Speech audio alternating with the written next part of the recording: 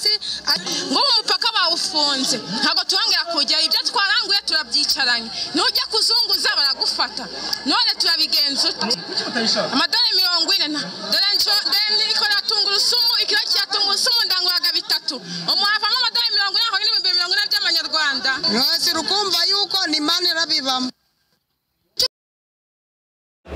Iyi leta ifite umurideri uri charismatique, iyi leta iri smart ifite amafaranga, ntabwo bazayirwanya ngo bayishore. Arabavuga ngo Sankara ngo yabaye akabwa, ngo yarayobotse, ngo yakonye amashyi. My friend,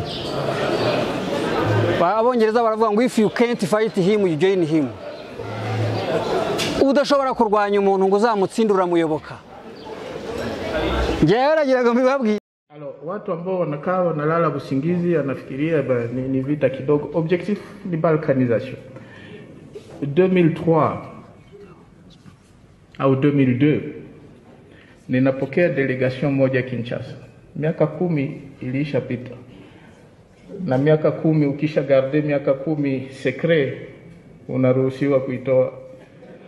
Hawa ni maelfu ya wakazi wa Kibumba na sehemu mbalimbali kutoka maeneo haya ambao wanakimbia mapigano inayoendelea kati ya waasi wa M23 na jeshi la serikali, wengi wao wakibeba godoro, watoto na hata na mbuzi.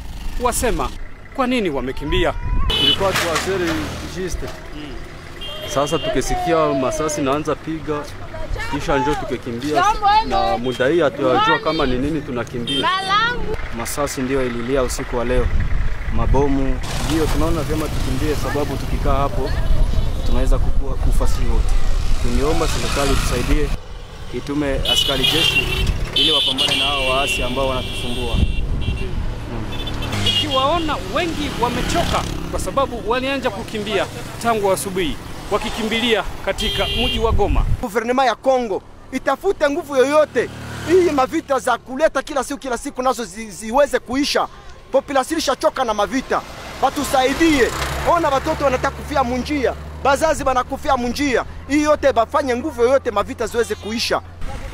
Population inaanza kushuka moja kwa moja kujielekezea sehemu za Goma.